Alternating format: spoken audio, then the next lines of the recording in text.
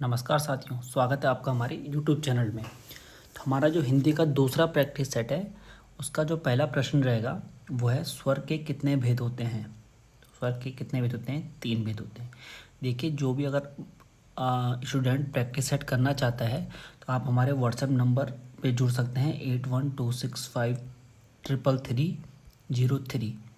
ये हमारा WhatsApp number है। आप इस पे मैसेज करके हमारे ग्रुप में जुड़ सकते हैं। वहाँ पर आपको हम पहले पेपर देते हैं, उसके बाद उसका सॉल्यूशन यूट्यूब में देते हैं। ठीक हो गया। चलिए, पहला प्रश्न देखिए, स्वर के कितने भेद होते हैं। तो स्वर के कितने भेद हो जाएंगे? 3 भेद। कौन कौन से जाएंगे? ह्रस्व स्वर, दीर्घ स्वर और प्लुत स्वर। क्वेश्चनों का जो टाइप रहेगा, पहले बेसिक चलेंगे, उसके बाद धीरे धीरे करके मैं इनको बढ़ाता रहूँगा। ठीक है। चलिए, अगला हमारे पास प्रश्न है, प वर्ग का उच्चारण स्थान होता है। तो प वर्ग का उच्चारण स्थान क्या होता है? तो प आपका हो जाएगा ओष्ठ से। जिसको नहीं पता, ऐसा लिखना है आपने KTM 2। ठीक हो गया। क वर्ग आता है आपका ट वर्ग टी। ठीक है। टी से मतलब तालु, तालव्य से बोला जाता है च वर्ग।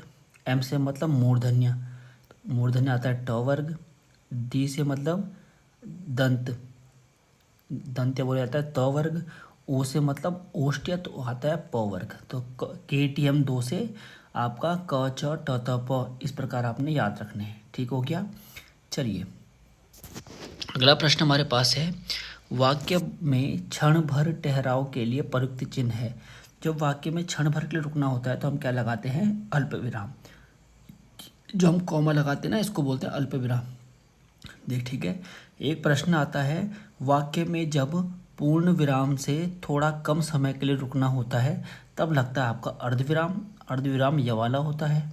ठीक होता है, मतलब कॉमा के ऊपर एक छोटा सा जो पॉइंट लगता है ये वाला। एक होता है उपविराम, तो उपविराम इस टाइप का होता है। ठीक हो गया। एक होता है पूर्ण विराम, पूर्ण विराम ऐसा होता है। ये क्या है आपके पास? अल्प, ये वाला अर्ध, ये वाला उपविराम, ये वाला पूर्ण विराम। चारों चिन्ह आप याद रखेंगे। ठीक है। अगला प्रश्न है, और से पहले किस चिन्ह का प्रयोग नहीं होता है? पूर्ण विराम का देखो, मैंने लिखा और, तो कभी आपने और से पहले पूर्ण विराम लगा हुआ देखा? तो ये तो बिल्कुल ठीक है, नहीं होता है। अल्प विराम, और से पहले कभी कॉमा लगा हुआ देखा? कभी नहीं लगेगा। देखो, क्योंकि आप लिखेंगे राम कॉमा श्याम, या आप क्या लिखेंगे? राम और श्याम। तो या तो और लगेगा या तो कॉमा लगेगा, तो ये भी नहीं होगा, है ना। प्रश्नवाचक चिन्ह, तो और से पहले कभी प्रश्नवाचक नहीं लग सकता। तो ये जो चारों चिन्ह, तीनों चिन्ह हैं, ये क्या होंगे? और से पहले नहीं लग सकते, इसलिए इसका आंसर डी रहेगा। अगला प्रश्न है, सूर्योदय शब्द का संधि विग्रह है। तो सूर्योदय का क्या हो जाएगा? सूर्य धन उदय। ऑप्शन नंबर ए ही इसका ठीक है। ऑप्शन यहाँ पर छपा हुआ भी था। चलिए, उत्कृष्ट शब्द का विलोम क्या है? देखो, इस टाइप के प्रश्नों में एग्जाम में बड़ी दिक्कत आती है। उत्कृष्ट का अपकृष्ट, यहाँ पे थोड़ा सा लिखने में गलती हो गई। अगर यहाँ पर ऐसा लिखा होता उत्कृष्ट का अपकृष्ट, तो आप लोग थोड़ा सा कंफ्यूज यहाँ पर हो जाते, है ना। तो उत्कृष्ट का सीधा सीधा क्या हो जाएगा? यहाँ पर तो आपने कर दिया होगा निकृष्ट। लेकिन जब अपकृष्ट आता है तो थोड़ा सा समस्या बढ़ जाती है पेपर में। ठीक है, याद रखना, उत्कृष्ट का निकृष्ट। अगला है, निम्नलिखित में से कौन सा शब्द शुद्ध है? शुद्ध कौन सा हो जाएगा? अभिषेक, ए वाला सही हो जाएगा। ठीक है। अगला हमारे पास है 8वां प्रश्न, निम्नलिखित में से विदेशज शब्द है। विदेशज शब्द कौन सा है? आल्पीन। और आल्पीन आपका किसका है? तुर्की भाषा का शब्द है। डरावने शब्द कहाँ पर आते हैं? तुर्की भाषा में।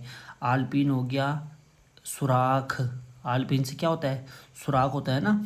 तो सुराख भी कहाँ आएगा? तुर्की में आएगा, है ना। बाकी आपको पता है, आपको डर किससे लगता है? तमंचे से डर लगता है, तुर्की में आएगा। बहुत सारे लोगों को डर लगता है किससे? बेगम से, तो बेगम भी तुर्की में आ जाएगी। ठीक है। बहुत सारे लोगों को डर लगता है दरोगा से, तो बहुत सारे बच्चे दरोगा भर्ती के लिए पढ़ रहे हैं ना, तो याद रखना दरोगा भी कहाँ आता है? तुर्की में आता है। ठीक हो गया। चलिए, यथाविधि का सही उत्तर बताइए। यथाविधि मतलब विधि के अनुसार। ऑप्शन नंबर बी, जिसने भी किया उसका सही है। क्वेश्चन नंबर 10, उल्लास का सही विच्छेद चुनिए। उल्लास क्या हो जाएगा? उत प्लस लास। ठीक है। तो का बन जाता है लौ। आपका व्यंजन संधि का उदाहरण है ये।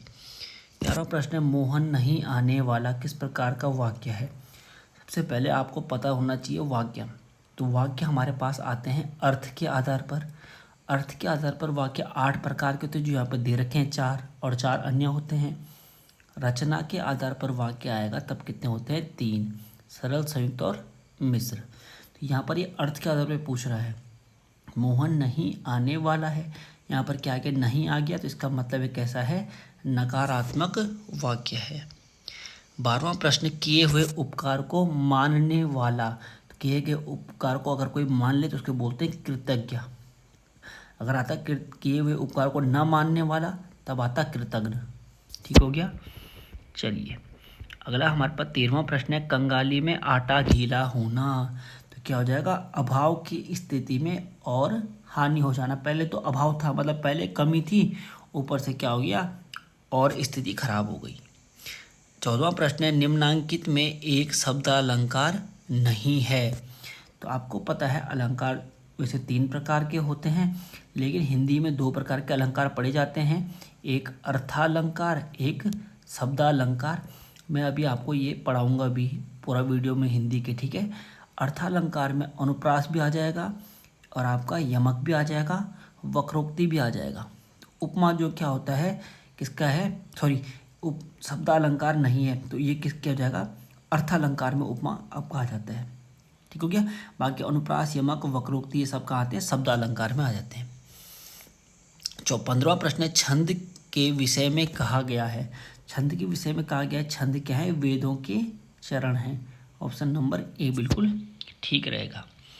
16वां प्रश्न है, राम भक्त कवियों के काव्य में कौन सी भाषा प्रयुक्त हुई है? तो अवधी भाषा भी प्रयुक्त हुई है और ब्रज भाषा भी प्रयुक्त हुई है। ऑप्शन नंबर सी आपने मार देना है आंसर को। ठीक हो गया।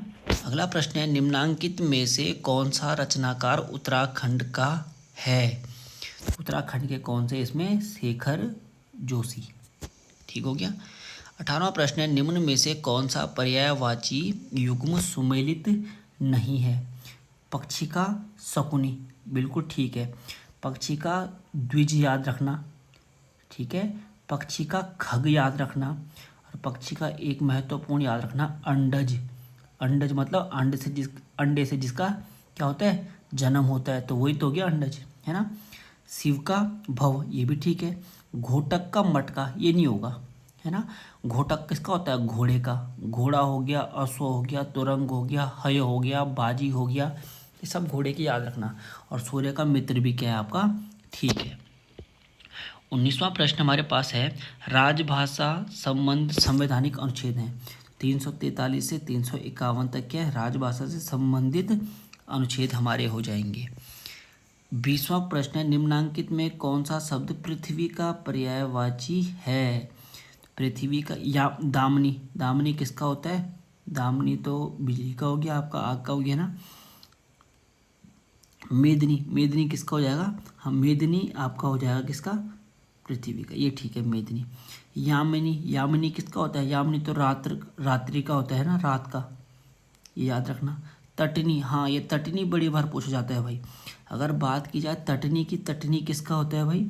तटनी होता है आपका नाव का। ठीक हो गया।